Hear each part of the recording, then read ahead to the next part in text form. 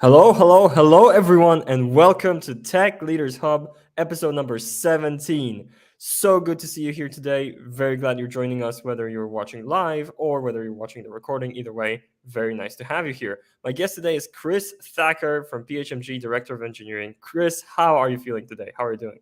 Yeah, I'm good. Cheers. Cannot complain. Awesome. Awesome. It's very good to have you here on the show and very good to have all of you watchers and listeners. And, we're going to do this the standard Tech Leaders Hub way. So, first and foremost, if you're seeing this and if you're hearing us, let us know if everything is all right with the audio and video so that we have that feedback. It's very important. As I've mentioned more than once before, this live stream is going to become a podcast episode afterwards. So, the audio quality is very important for us. Meanwhile, Chris, I wanted to ask you, as the people are going to be slowly joining in, let's give them just a couple of minutes for everyone to join the stream.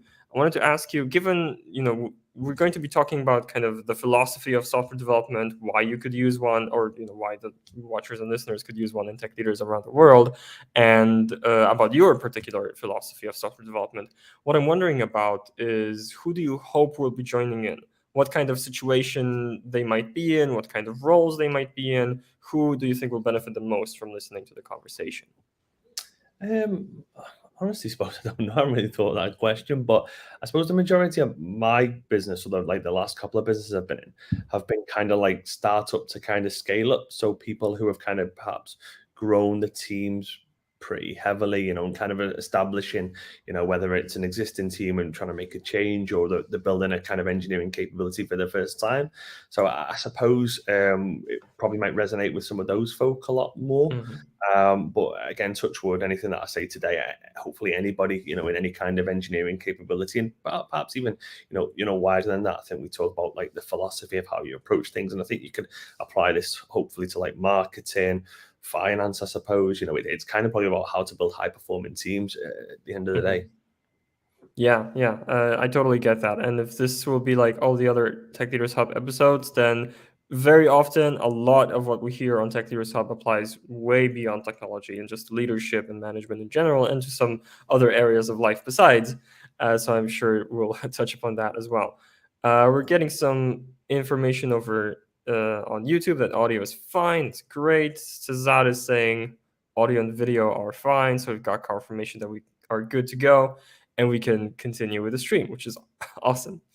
All right. So, Chris, what we like to do here on Tech Leaders Hub is before we get into kind of a little bit about your background, your story, and introducing you a little bit more as a speaker and the source of knowledge for this session.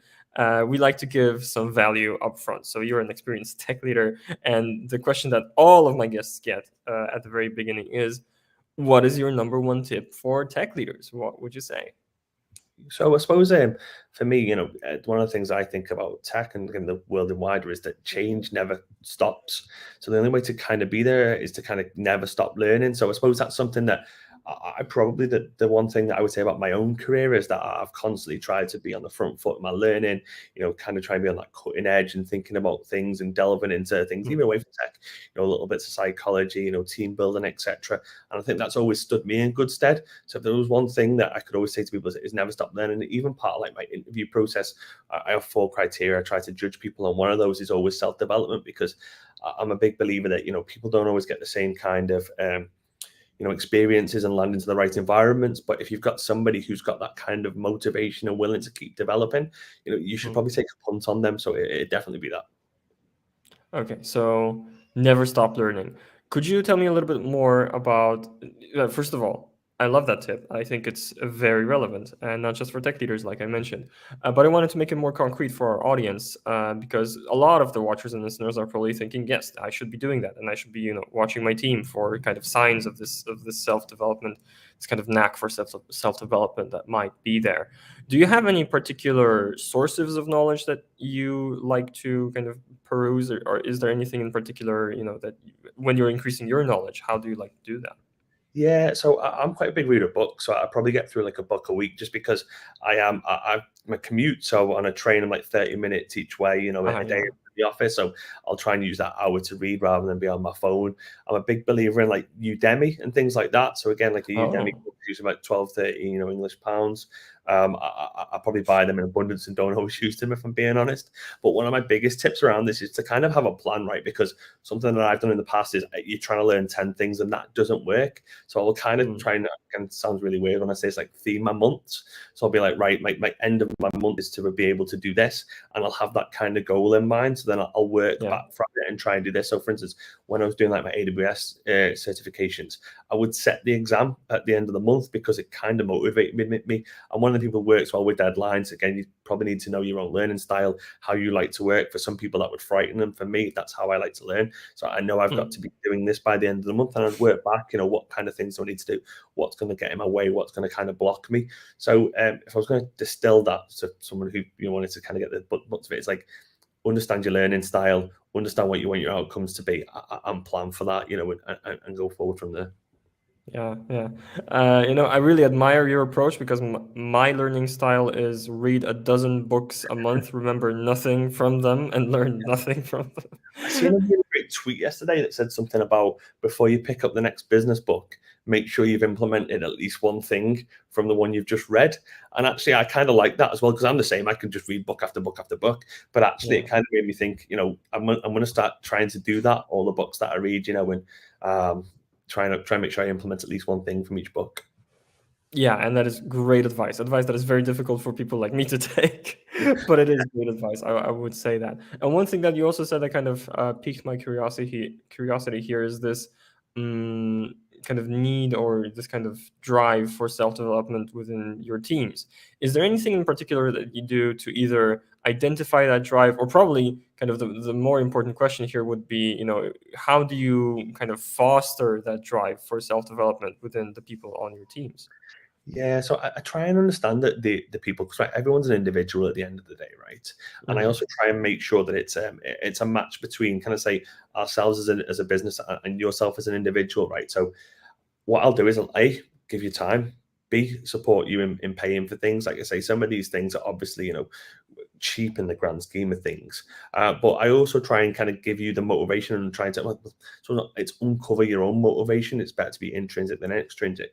Even if you've got somebody who's, I'm hugely motivated by cash, right? It's like, if you go and get these training things and make yourself more valuable as an individual as a business, that's how you kind of get, pay rises or whatever. And I'm also really open with management to focus that I understand that it's not a job for life these days. People tend to move around, etc. So it's about people understanding that these will stand you in good stead.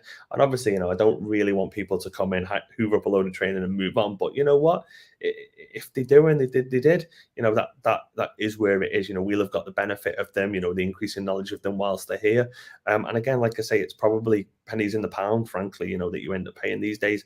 One of the things that I did when I kind of started working more heavily in Manchester was join the library. The Manchester Library is hugely good textbooks. Teams for all the brand new ones in. So it can just be as simple as giving people that suggestion as a resource, because it doesn't cost you anything to go and join the library and get a load of new textbooks.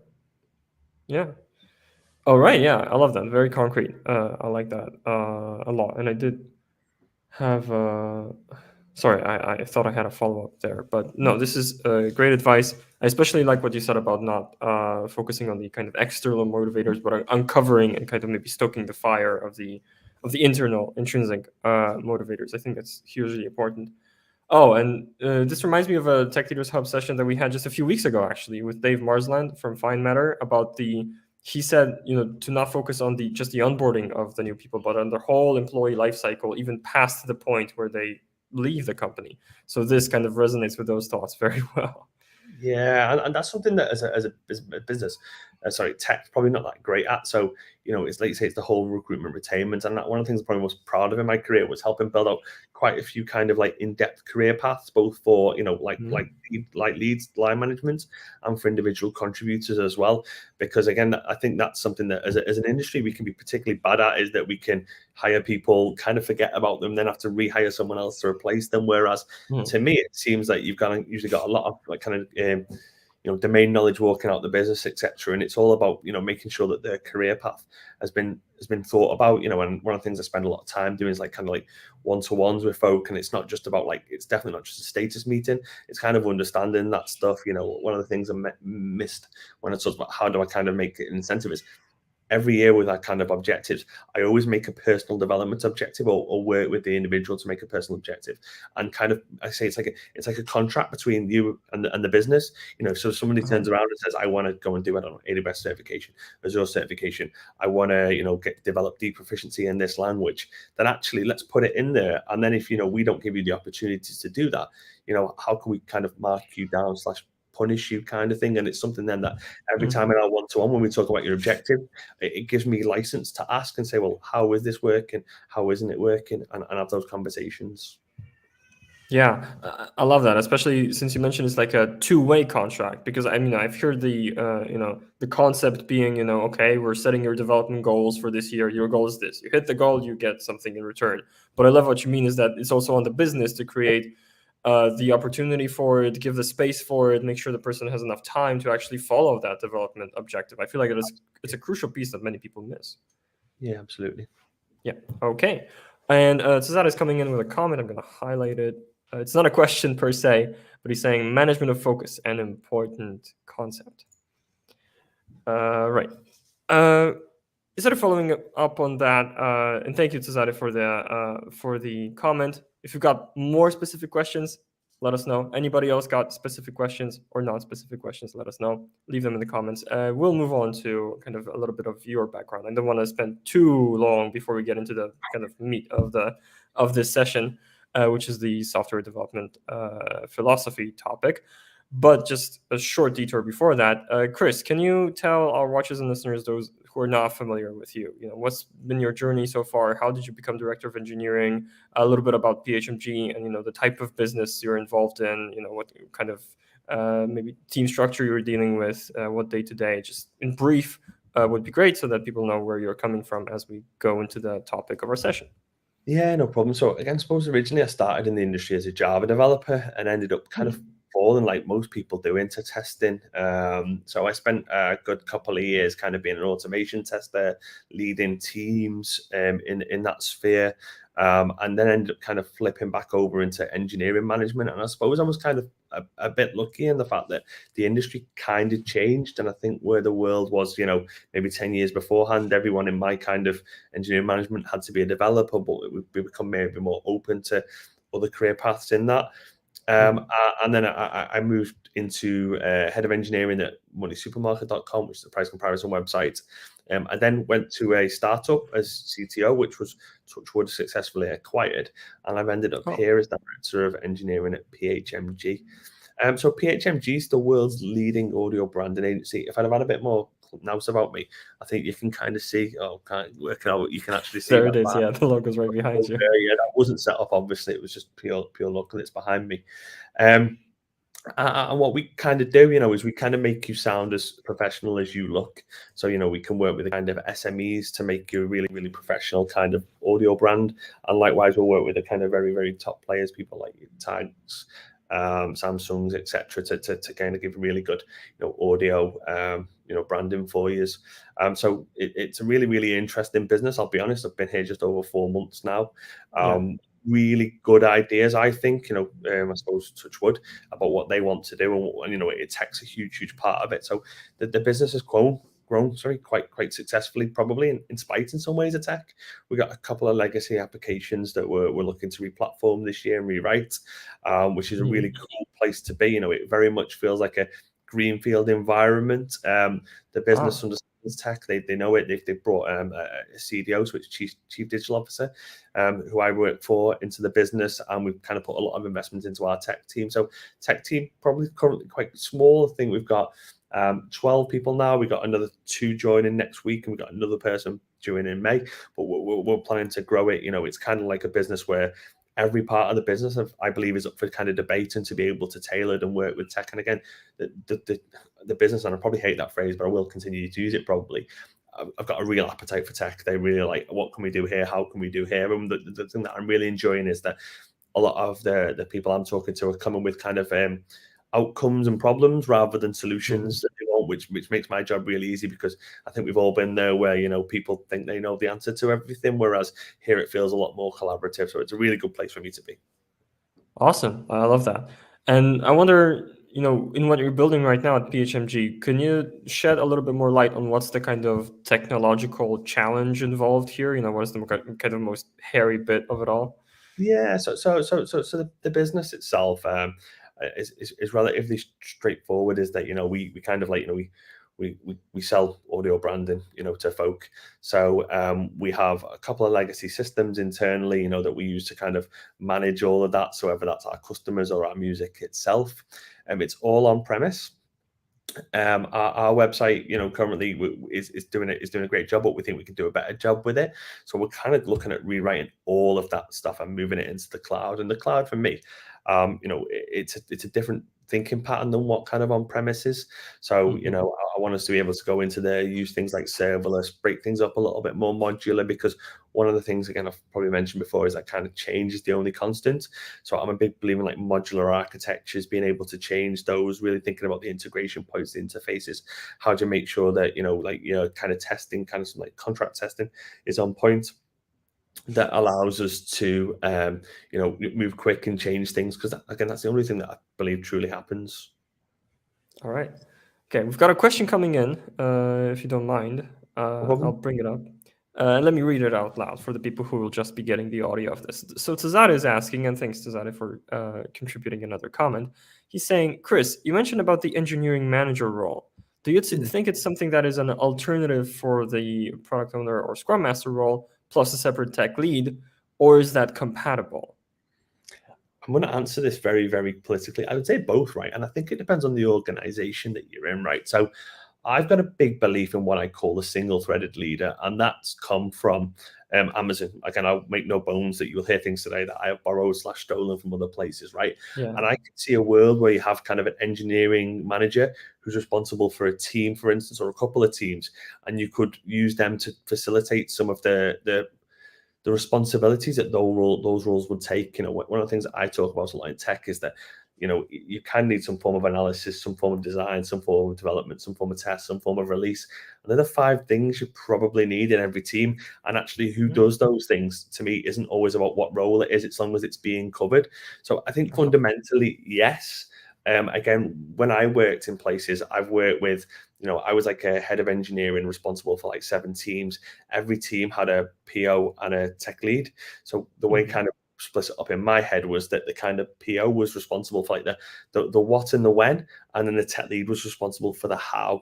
So the idea being that one person was responsible for kind of like the architectural rigor and engineering rigor, and then actually it was the kind of product owner who was coming up with these are the kind of things that I want to do, these are the kind of things that I want to do. It's like maybe an internal and external facing kind of both. One's internal tech lead, one's external in terms of looking at the kind of landscape for the strategy of the team. So again, might not be a great answer, and I think you can kind of accommodate any structure, and I think it depends on the amount of dealings the team has to do with. So I've seen both work successfully. Yeah, I personally, I love that answer. Tazada, if you've got a follow-up, go right ahead. And I did want to follow up on one thing here. The single-threaded leader, could you expand on this point or define it a little bit more? What would that mean? No problem. So the polite way, I've always described it as single-threaded leader. And my view of that is that I've seen a lot of teams where you have multiple people kind of say responsible for the team. So you might have, I don't know, someone's responsible for the product side, someone's responsible for the tech side, someone's responsible, I don't know, for like negotiating commercials with suppliers, etc. Right? And when you have a lot of people doing that, you can kind of get bottlenecks, right? So people have to all agree and decide on what makes sense.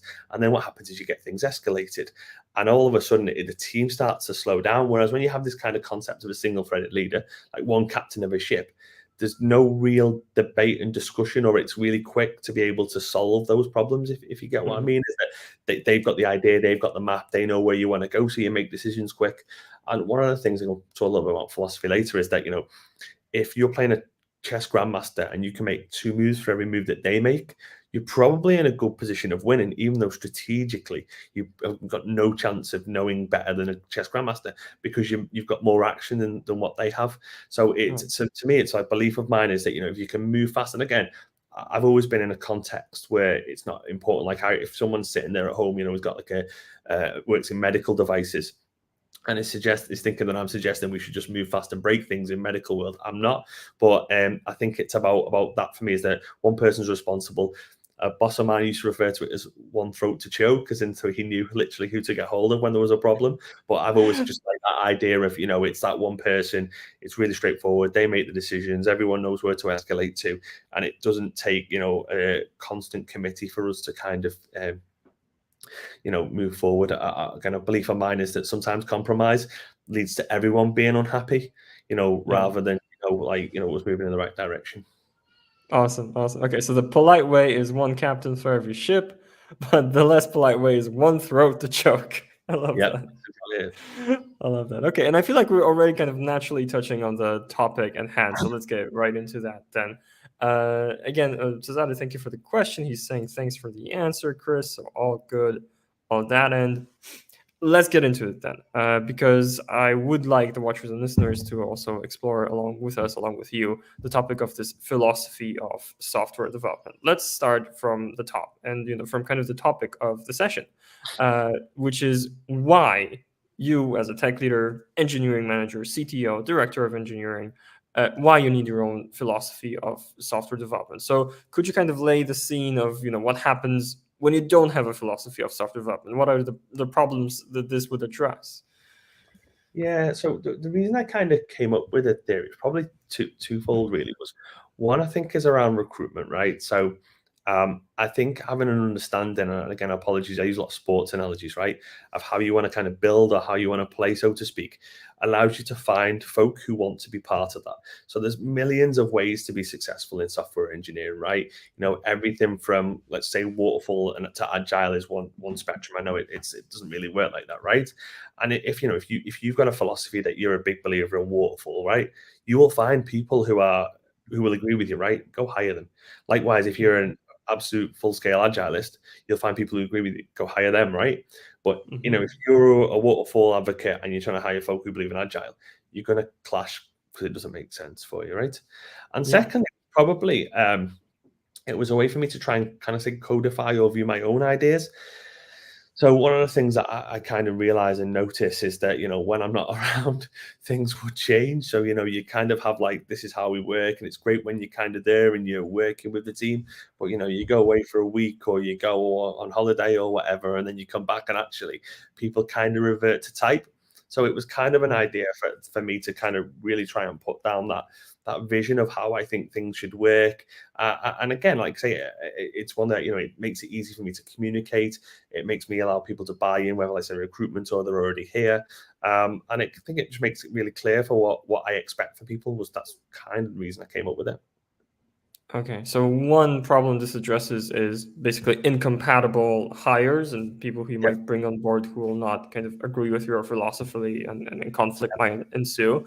And the second thing I'm hearing is internally, when you're not around, standards might drop or shift, or there might be some changes around that, and the philosophy helps kind of keep a lid on that. I want to explore both of these subjects, to be honest. Cool. So let's maybe start with recruitment. What's very interesting for me here would be the how. You're putting up a new job description, you're interviewing candidates, maybe giving them tech tasks, maybe not. I wonder how you actually check for this software development philosophy during the recruitment process. Yeah, so as I'm doing my interviews, so I kind of have a couple of things that I try and tick off, right? So one is the kind of technical capability based on where I think we are as an organization, so what we're trying to do. One is the kind of team, so like, do they know good teams? Have they worked with bad teams? How do they think about that? One is around the processes. And then one is around, like I mentioned before, self-development, right? And it goes back to what I kind of think about is like the kind of, like I mentioned in the past, about 4Ps, and this idea of like what are our processes, what's our platforms looking like, what's our product, and then what are our people like. And basically I have a question set that is designed around the philosophy that I'm probably implementing at the time. Obviously it's not usually always the same. It's changes depending on the business. And we kind of work and measure people against that, for instance. So, if we're a business that's really good at feedback, I'll ask a lot of questions about feedback and how you get it. If we're a business that, you know, it moves very fast, right? We might talk about how like resilient you are. How do you want to move? How do you like to move at pace? What's your bias for action like? And it's all about tailoring that to that philosophy that you're trying to do there. And again, one of the things I'm really clear with my interviews is that just because you're a yes or a no to me doesn't actually define you as a person. Frankly, you know, I've had plenty of people in sit in front of me who've been a no for me based on the philosophy, but I'm sure are absolutely superb developers. I just don't believe that they would have matched the philosophy that I'm trying to build. So it's not me saying I don't believe you're a good developer or a bad developer or anything like that. It's just that, you know, the pace we're perhaps trying to move at, or the style of development that we're trying to bring in, or the things that we're trying to do. You know, I'm a big believer in that. I like developers to be kind of, I was going to say self-starting, but I suppose everyone likes that, but kind of people who can kind of do like the concept of cache. So literally can pick up an idea basically and kind of run with it, right? So I'm probably saying like maybe BAs, you know, can develop the test if they want to, you know, can push it into live and think about monitoring and kind of think that full end to end. But I meet a lot of developers who are like that, right? And just because you're the kind of developer who kind of wants a heavily spec piece of software, kind of requirement, you write it up and then you hand it over to a test team. That's great, and that's a really, really valid way of doing software. I've got no issues with that, but that's not what I'm looking for. Again, my football analogy here is if I'm trying to play tiki-taka, I don't really want a lot of people who play long ball. And likewise, if I'm trying to play long ball, I can't hire people who do tiki-taka. So I need to really think about that. Sorry, what's this concept? I am not well versed in sports in general, but what's this? Sorry, yeah, I should have explained that. So tiki-taka is like lots of small little passes. So it's kind of like you keep moving the ball very fast. It's just very, very different. Again, if there was a spectrum of football, they'd be on the very, very end of it. So it's just for me, it's just about you working out where you are on that kind of spectrum in terms of your philosophy, and then making sure you hire for it. Sorry. Okay. All right. I get that now. Thank you. You know, a lot of the people listening probably knew the concept, but I just, you know, want to make sure that maybe people who are not so into sports like I am not, that they also get that. So what I'm kind of getting here between the lines is the first glimpses at your philosophy. And I wanted to ask, okay, so could you give me concrete examples of questions you ask, you know, or types of things that you do to check for your concrete philosophy? You mentioned a feedback culture. You mentioned moving fast. Is that something that is part of your philosophy? And just again, concrete questions. What do you ask? What do you actually do to check for that when you've got this limited time with a candidate? Yeah, no problem. So I won't go into all of them because otherwise people will be passing my interviews quite easy. But yeah, we'll dig into the feedback stuff, right? So I always ask the candidate how do they like to receive feedback? Because I'm interested to hear that, right? And you hear a variety of methods. And actually, one of the interesting things I like to delve into now is what kind of medium. And that might sound like a strange way, but because we've gone fully remote, it's made giving feedback very, very different, right? Because, you know, if we're having a problem in work and I can sidle over to your desk and have a conversation with you, is very different from when, you know, I've kind of got to like wait for a one-to-one remote, or I've got to message you and get a one-to-one kind of a chat with you. So that's really interesting for me. The second one is always about what's the most recent piece of feedback you've given out and how did you deliver it? So I'm really, really interested to know what feedback they're giving up for, because I think that shows a bit more honesty perhaps about how they give feedback, how they receive feedback. Because if they say I would like to receive it like this, but I give it like this, there's usually a disconnect because you probably want it to be the same. And then thirdly is how do you deal with feedback that you get that you don't agree with? Because again, there's plenty of times I've had feedback that I've not agreed with, and actually, it's really interesting to hear from folk. Then, if you know, I've been told this and I didn't do it, and again, it depends how the conversation's going to understand. You know, well, what did you think of? You know, like, do you ignore it? Did you go back to the person and say, I think it's this because of this? Did you debate it? You know, so they're the three key things that I like to talk about, and you can get a real interest for people.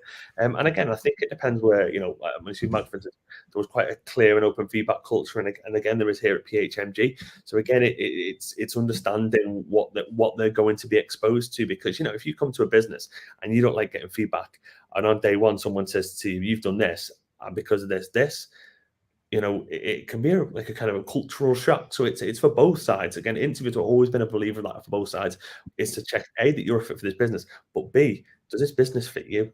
So yeah, they're the kind of three kind of things I would really talk about to kind of delve into kind of stuff like feedback. All right, yeah. I love that answer, and thank you. I love getting something kind of concrete, and this is something that the watchers and listeners can take, apply to their own processes if they care about fostering a feedback culture, if that's part of their philosophy. or an important part, either way. Damian Winchevsky left a comment that I love. Idea to cash developer, my beloved role. I love that. And Cesar is back with another question, and I'm very curious about your answer, actually. Let me read it out loud, and then we'll have your answer, I hope. So, Agile or Waterfall, what is your choice? And besides that, do you find extreme programming or pair programming successful? Very curious about your answer. Yeah, cool. So I probably fall on the spectrum of agilist. I'm not going to lie. I just think it's probably the can I say it's the best way to develop software? But that's my belief, right? So I like the idea of getting something, iterating, testing it, iterate, test. It's a really, really simple loop to me. One of the things I try and tell the team quite a lot is about shortening your feedback loops. So Agile makes more sense to me in that. So again, I don't think there's anything you probably can't build Agile. I definitely think for me, definitely that every single day. There's definitely things where I don't always kind of say get it live straight away. So, if you're building a big system and you need to get to say feature parity, but I would still get used to building it in that way. And one of the things I try and encourage the team to do is to plan as if it's a live system, because I've seen this a load of times where you get into really bad habits, like, oh, we'll just deliver this without test. We'll deliver this without test. It's okay. We don't need we're not live. And actually, you don't really turn them on. You kind of, is the phrase, you fall to your lowest level of training, or you fall to your level of training. And that's what I think here is that, if when you're not live, you're kind of developing here, when you go live, you're not going to somehow get to here. So you've got to be at that all the time. And then pair programming, so I'm a proponent certainly of it. I don't mandate it. I think that's up to the team, and I've even done loads of mob programming as well. And I think it's good for a couple of things. Real number one is knowledge sharing, right? So when you've got a single point of failure, it's really, really good to pair program, mob program, and work through things like that. I think it also kind of can be even more efficient. I seen a tweet the other day with a really interesting take about, if you're pair programming, you need to be twice as quick as if you're doing it individually. I don't believe in that. I think it leads to better quality. You remove all the idea of a pull request and doing reviews if you pair program, and actually, it can really, really, really help in terms of the quality you're getting out of a team, because you both two minds are thinking about the code at the same time, which means that you get less rework, less pushback, which means that it hopefully gets into live quicker, which is exactly what we're here for. So yeah, definitely agilist, definitely cool with pair programming. I encourage it, but I don't mandate it, because I appreciate some folk happy to work alone and want to work alone, but on certain things, really high risk, or like a piece of code that no one else is aware of, I'm probably going to step in and try and push people towards it. But the team know that they know how to break down these kind of silos, etc. All right, great. Thank you for that answer. This reminds me of our kind of mutual friend, Lee Rathbone, because he was all about pair programming and pair work when he was on Tech Leaders Hub some time ago. So this all very much aligns. Yeah, and shout out to Lee if he's watching either this or the recording. Very nice to have had you as a guest. Anyway, so in terms of my kind of structure in my head, I was like, okay, we covered how to check for the software development philosophy during recruitment. So we kind of handled people coming in. How about the people who are already within the organization? So what I'm curious about is, how do you actually make sure that the people within your teams know the philosophy of software development that is in place, and how is it that they need to be reminded of it somehow? Is it a manifesto on a wiki? I do wonder how this is actually, structured in practice. Yeah.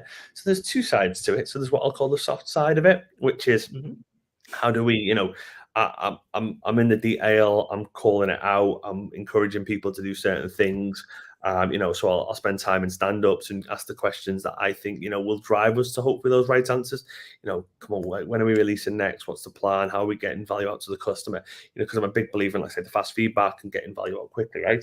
So I'll try and do that, and I appreciate that doesn't always land, right? So the kind of harder part of it is we start to build things like fitness functions where possible. So a fitness function is just kind of like an architectural test that will allow me to kind of really, really embed what I believe to be, things. So a perfect example is like, not always great, but unit test percentage. So, you can kind of say, if you encourage unit tests, right?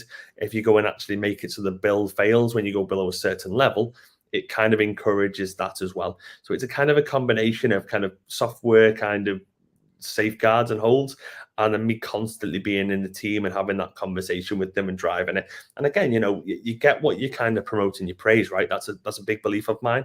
So, if Uh-huh. you, if I promote people who, do a lot of LinkedIn posts, I'm going to get a lot of LinkedIn posts going forward, right? So it's about me working with the team and really, really reiterating these are the people who are doing well and calling the reason out why, because then everyone understands that's the kind of, thing we want to move towards. So I think it's both a soft and a hard thing for me. So you're kind of looking for opportunities to reiterate, re-emphasize your philosophy. And one of those opportunities is when people get promoted, you communicate why, and it's because they embody the philosophy. Absolutely. And then there's a whole host of, I'm not saying just someone's done something that we enjoy for a few weeks, so I promote them, but there's the whole, like, you get a lot of like employee of the month, you get like tech stars, that kind of award system. So I think it's all about calling out when people have done a really good job. And that's as simple to me as at the stand-up, right? So I hear there's this thing, kudos to that person because they've done this thing, which is, where we're trying to move to as a business. And again, it's just that repetition. There's a great book by Damon Hughes about Barcelona. Sorry, I do other things and read sports books, right? The R, it's an acronym BARSA, and the R stands for repetition. And actually, it's something that I realized after reading the book that the old CEO at Money Supermarket was really, really great at, constantly repeating himself about what our initiatives were. These are things we're trying to do. These things we're trying to do. So I just kind of, whenever I see the opportunity, they might think I'm a parrot, to be honest, but it's to try and drop that into the conversation to make sure that they're all thinking about it. It's this, Yeah. it's this, it's this, and hopefully, I would love to say, I don't know if they would be able to, but if I got into the lift and started to ask the questions of these things, I think the team would be able to say, this is what we do, this is what we do, this is why we try to do it. Because again, I always say to them, joking a little bit, that I don't think of these things that I've got like in my bedroom at home. Like most of the stuff that we talk about is like the way we want to deliver software. It's hopefully scientifically backed. Like, there's a book called Accelerate, and it talks about the 4 metrics that drive kind of great software development. So, it's that, right? So I'll send a blog round about that, and this is why we do this, right? So it's not just my voice, because my voice can kind of probably get boring after a while.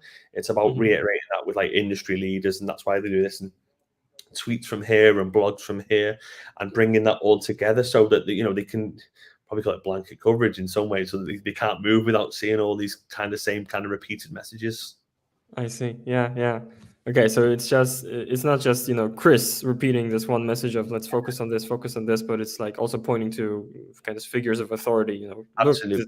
yeah, this person's living our philosophy too.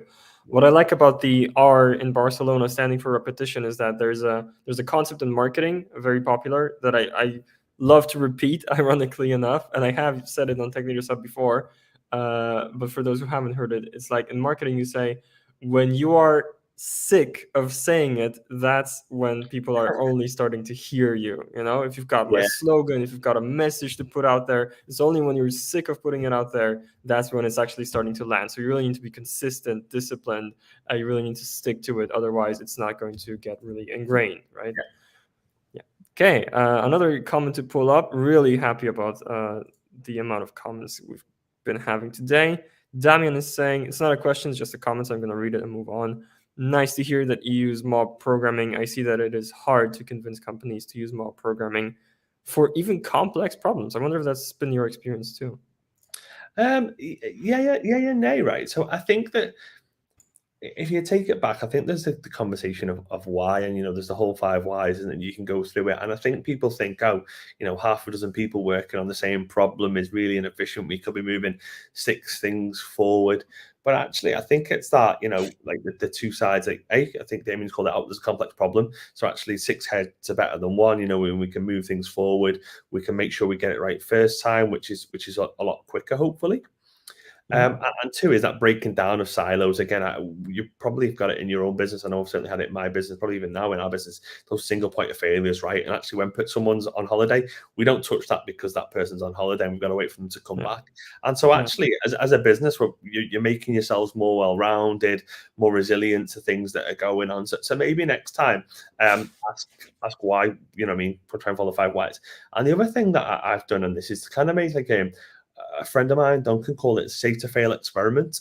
So I think you can just kind of say, well, actually, let's try it for once. At the end of the day, we're going to lose, I don't know, days, week, or whatever, and let's see what the outcome is. One of the things that we do here as a team is that, every retro, we try and run an experiment, and even if we're like, we need to fix this, we're not sure what the answer is, let's just do this for 2 to 3 weeks and see how it goes. As long as I've not done something that you can't repeal back, if I turned around, I don't know, and said, well, let's 10 times everyone's salaries for the next 2 or 3 weeks, I'm sure the business would say no to that. But in terms of if you turn around and said, like, let's, I don't know, or when are we doing it recently at the minute, right? Oh, it's right. So how would grooming the backlog change, right? So we were kind of very ad hoc. Now we put a few more sessions in, and we're doing that, and we're like, it's these times we kind of come together and do these things. One of the things we're toying with at the minute is the concept of kind of office hours. So we get quite a few interruptions on the side. So we're kind of thinking, we might say like 2 till 3 every day. You can kind of come and bug us as much as you want, but apart from that, leave it to the office hours, similar to like the professors do. And we can try these, and then we can rip them back. So maybe, Damien, go to your boss and say, actually, with this problem, we want to try mobbing because we think these will be the benefits, and run it like a proper experiment, like hypotheses experiments. And hopefully, you'll be able to go back with the evidence, whether it's yay or nay, and you'll be able to kind of have that debate a little bit more scientifically than kind of like people's opinions. Right. Yeah. So in terms of mob programming, you could always pitch it as an experiment and then see the results for yourself. It's not a switch that you can just make once, right? You can always switch. Yeah. This is something, looking, for example, at our marketing department, we're experimenting as well. One thing that comes to mind is like, who's in which meeting, how about we try this meeting without those people or with those additional people? What changes, what's the feedback about that? And again, it's all framed as an experiment. We can always go back. It's no problem. But it's interesting to find out, and it really helps learn as an organization what works. All right. So what I've been also curious about in terms of this software development philosophy is I'm thinking of somebody who is just starting on this journey, right? And they want to define their software development philosophy. Probably they know they already care about certain things, like, for example, the agile approach versus waterfall approach. They might have some things on the radar as this is definitely part of my philosophy. But are there things, particular trade-offs or particular kind of spectrums that you might be on that you might not even realize that are also worth considering? So I suppose my question kind of boils down to when you're building your own software development philosophy, what do you need to focus on? What kind of questions do you need to ask yourself? Yeah. So I think when I did it, it was kind of like, what are the outcomes that I kind of want, right? Mm-hmm. What's the outcome eventually, right, is to deliver business value. And then I worked back from that, right? And I was like, right, well, how can I deliver business value the best, right? And the way I deliver business value the best is to be able to establish a culture where we prioritize fast feedback, getting development software into live so that users can use it, with a set of people that are happy and engaged and want to work here. And fundamentally, it kind of all boils down from there, really. So it's like, right, well, what platform supports me delivering that in the best way for the business?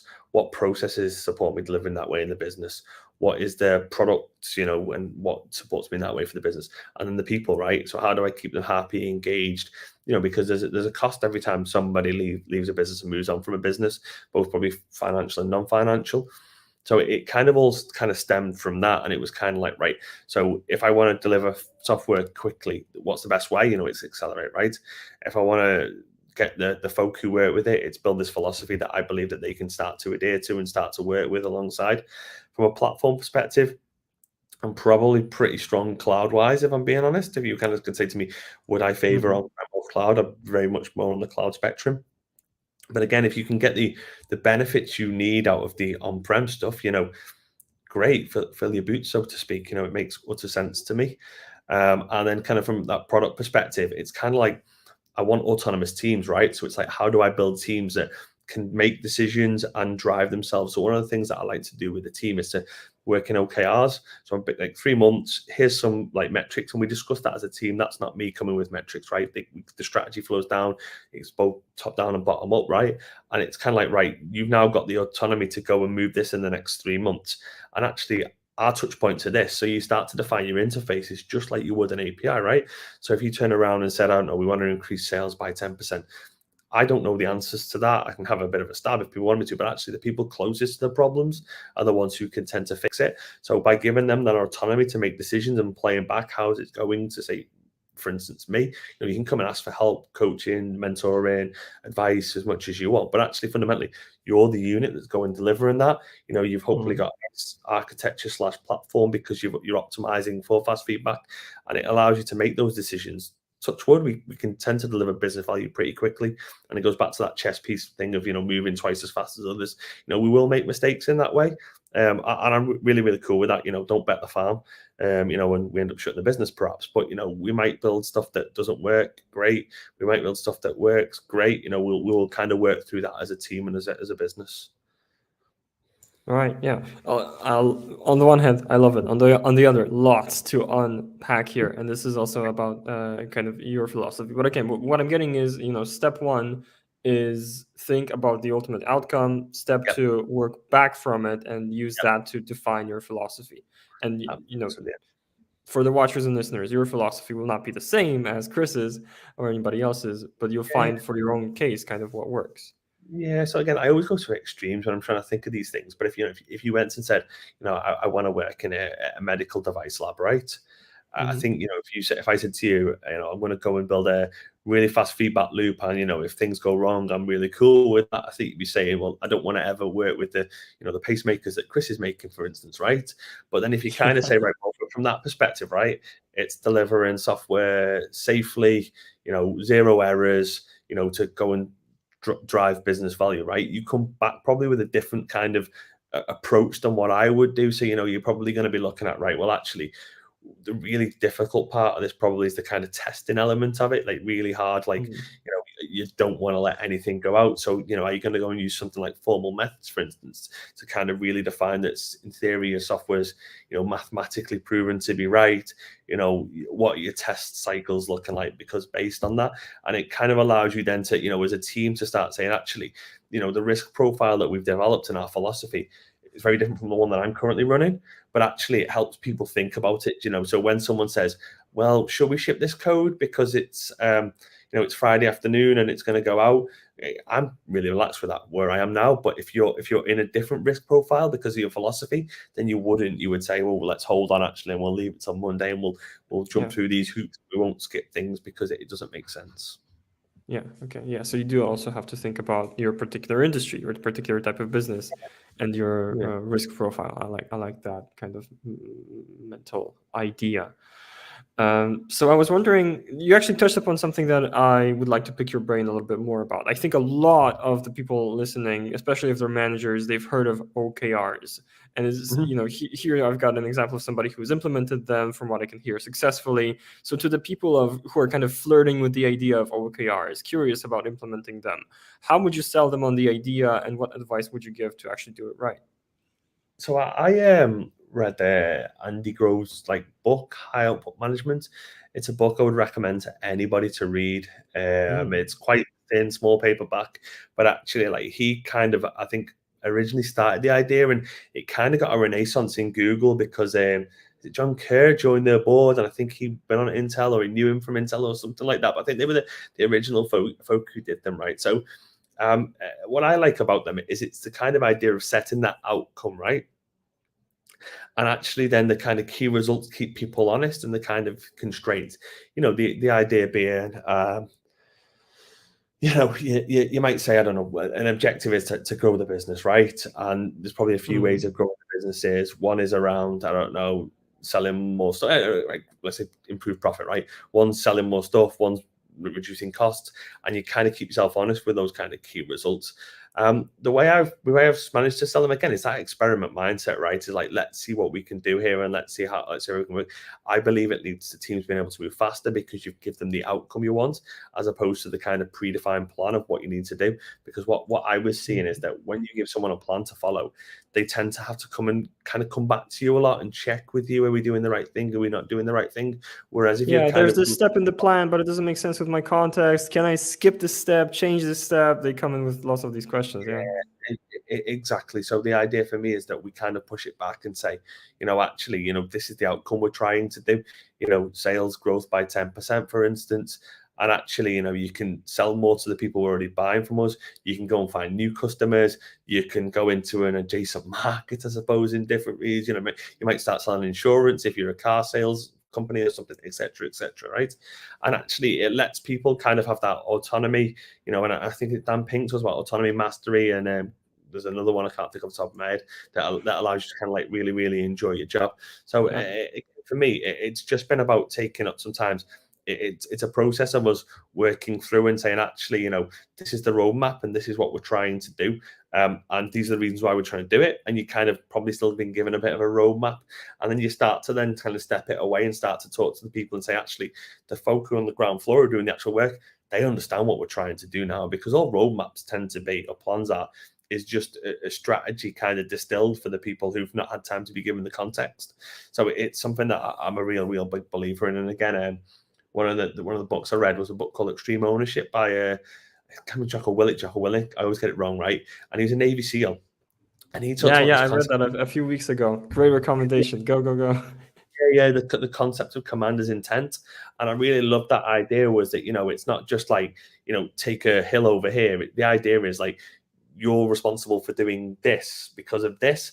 And actually, if they get to the land and they realize there's an even bigger hill next to it, which would give them a better, kind of, I've never been in the army, never even played Call of Duty, really, kind of better like line of sight to be able to do their mission. They should take that one rather than that one. And that's kind of what, I've really loved, is distilling that kind of, this is the outcome I want. And it really works for me. I just love it. Yeah, I can definitely recommend the book Extreme Ownership. It's not just great as a book for leaders, it's also got some very interesting just historical accounts of of the operations that these leaders were involved in. So it's all kind of, what I like about it is it's all rooted in the actual situations. The authors are actually admitting to a lot of mistakes, and they're saying what kind of lessons they drew from those mistakes and how they owned up to them. Actually, it's part of where the extreme ownership concept comes And from. again, Yeah, love that. just jump in there, but like the reason I like that book so much, what really resonated with me, was that they're not insane, right? But I was like, I wanted to build that kind of autonomous unit, which is something like a special forces team is. So that's why I Yeah. like them books so much, because you can really take stuff that they're doing there. And I'm not going to say apply it to software development. It's a very, very different context. But I really like that. So what have they done here, and how did they approach these similar problems? Giving people autonomy, getting the job done, building, instilling the discipline, giving people their like respect, etc. And I'm not taking the team down, and I've gotten, doing like butterfly kicks in the water yet, but it's that kind of stuff, and it really, really works for me. Yeah, exactly. It's a great recommendation. And oh gosh, we've only got a few minutes on the clock left here, so I'm thinking about what's to delve into as we're kind of slowly closing off the session. Watchers and listeners, if you've got additional questions, now would be a great time to share them, because we will only have time to answer 2 or 3 more. In the meantime, something that I wanted to come back to from actually our initial conversation, even before we went live, was the subject of high standards. When we were initially talking, I had this impression that you really care about high standards, setting them and enforcing them within your teams. So could you say a little bit more about that in terms of why this is important to you, and how to actually do that, how to make sure these high standards are being met in your teams? Yeah, so it's something that I don't know.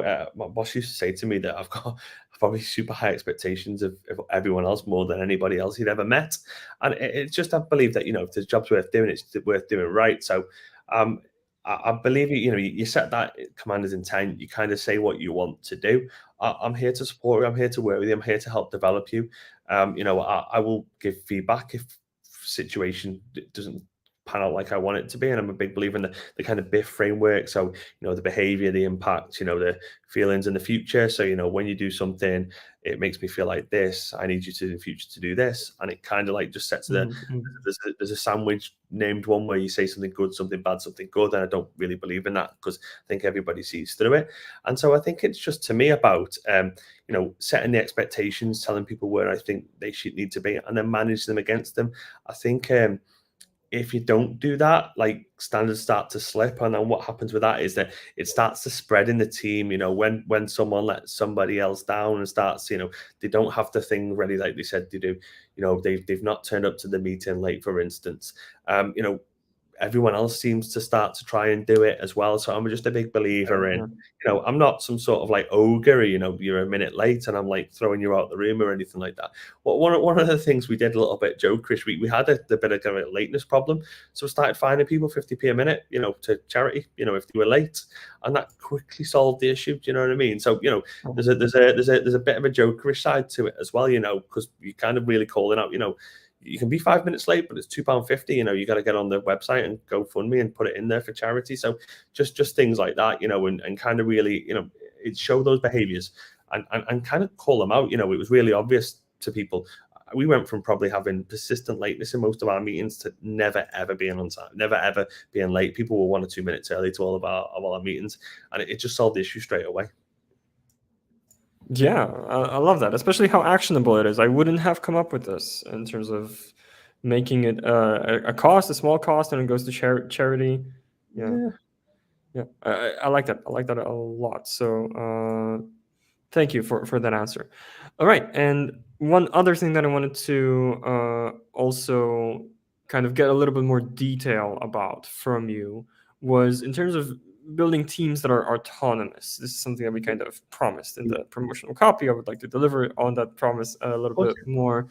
So when you've got this team that's focused on outcomes, focused on an OKR and not on the specific steps, is there anything particular that you do to actually make sure that they've got this autonomy? Is it a matter of you kind of chaining yourself to the wall, making sure you don't step in too much, or is there something in particular, some particular conversations, tools, systems that you implement here that help your teams be more autonomous? So say this was January, right? I kind of want your objectives kind of started so we can start the year with them, right? So we're probably talking about them in December. And again, it's my job to probably make sure that what you're attempting to do matches up with the strategy of the business, right? So I'm probably what I call that translation layer. So we get to in December, objectives are good, we all know we're ready to roll. So we start January. I beg your pardon. I start, probably a weekly meeting with you, just where we'll touch base and just see how we're going. So we've kind of agreed what the objectives are. We've agreed how we're tracking them because we've got the key results.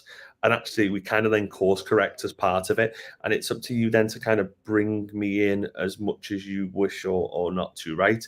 My view is that we've agreed what your goal is. It's do this 10%, it's reduce this 10%, it's change this, whatever it is, right? And actually, we've got a plan, we've got an ability to track that KPI, and you play it back to me and you say this. So I'm not going to be up in your business saying, where are you doing this, why are you doing that, how are you doing that, right? Because that's your job, but it's also your job to make sure that you kind of getting the results that we need. So you can do it in a few ways, right? So you can have loads of little kind of bets and try and change it. Or, I've seen plenty of teams say, they're going to go Hail Mary and just have to kind of change the last one, kind of like they'll get it in the last week beforehand. And both can work. So to me, it's about, you've got the freedom. Autonomy to me isn't about, you can do what you want, but, you're moving towards the business outcome we want you to do. But how you approach it, I'm really, really relaxed about. And all I do is kind of have that weekly meeting, but you can drag me in as much as you want. I can't be... like I'll call it asleep at the wheel, so to speak. I can't be like completely, I'll just come back at the end of March and we'll see how you get on. But I'm also like trying to give the folks the ability to make decisions. I'll support them, I'll protect them, I'll give them top cover on it. But for me, it's just about, setting the idea for what we want to deliver, stepping away, make sure everyone else steps away. And then actually, just working out what those touch points are, because, people still need to feed into the business. If you've got a business working on a yearly cycle, and 3 months are burned because they don't do anything or they're not delivering, and that doesn't really happen, right? But that's what people's fear is, right? We're just going to do something for 3 months and it won't do anything. So it's just about managing those two things, and that to me is just a weekly OKR session. That if you ever read the book about the 4 disciplines of execution, one of those is about having a really good scoreboard and playing it back in a weekly meeting. So we do both in the same kind of things. Focus on like your lead and lag measures and understand that kind of stuff. So yeah, it really works for us. Yeah, the 4 disciplines of execution is really the book that I should have lived for a month, but I just read it in a week. Half of it, and yeah, I also do heartily recommend that one. All right, and I can hardly believe that we're very much nearing into the end of our session. If I could trouble you, because I found a very good return on investment from this question that I'm about to ask next, was there anything that I didn't ask about here that you would still like to add, that you were really excited to talk about during the session, but none of my questions surfaced it, or anything that you would like to add, or kind of summarize this topic as we are kind of slowly winding down and saying goodbye after this session? The only thing I would say is that it's an iterative process. I think building this philosophy, and like I say, you can chop it and you can change it. That depending on the context that you're in. So I think it's good, for people to sit down and work from the back. Sit with your teams as well. If you're in a mature organization and you want to kind of change things dramatically, it's probably not going to work. But for each team to understand what's important to them, why do they do it, why do they not do it, and to really understand that is probably what I would suggest if I was going to say anything further. But no, I think you've asked most of the questions that I've expected. Okay, awesome. All right, glad that we managed to cover so much in this hour. A lot of actionable advice for tech leaders, at least in my humble opinion. But I'm sure we'll get feedback even after the session. So thank you, Chris, for sharing all that not nearly all that but just a little bit of what during the session. Do you have any announcements for our audience? Anything you want to highlight in terms of where to follow you, follow your company, hiring? Anything that you would like to kind of mention? So I'm on LinkedIn, Chris Thacker, the Fire Director of Engineering PHMG. Drop me a note on there if you want to discuss anything in more detail. More than happy to. And then I'm on Twitter, Chris Thacker 66. Just give me a shout on there if people want to as well. But no, cheers for having me. It's been great. Actually, really enjoyed it. Okay, I love that. And I really enjoyed it as well. I really love the advice. And it sounds like we read some of the same books here. So we should definitely connect on that. And in the meantime, if anybody here is meeting SDX Next for the first time, just a little bit of information about us before we go on and close the session. Hi, we're SDX Next, the people bringing you Tech Leaders Hub, and we're Europe's largest software development company that specializes in Python. We attracted some of the best talent in Poland: developers, designers, DevOps, machine learning engineers, you name it, we've got it. And if you have a product or a project that you would like support with, we are here to help you out. If your stack is based on Python, JavaScript, Node.js, we are here to assist you. So sdxnext.com. If you want more of Tech Leaders Hub, that's techleadershub.com. The best way to follow to follow Tech Leaders Hub, to get informed about the new sessions, is to follow SDX Next on LinkedIn. You can also subscribe to our newsletter on techleadershub.com, and you'll get informed about any upcoming sessions. So go ahead and do that if you'd like to be informed. Meanwhile, that's it for this episode. Really glad to have had you. Thank you especially for our commentaries and the great questions coming in. Chris, thank you again so much for your time. And for everyone else, we'll see you next time. Cheers. Thanks for having me. Yeah, cheers, everyone. And I'm clicking and broadcast now. Bye.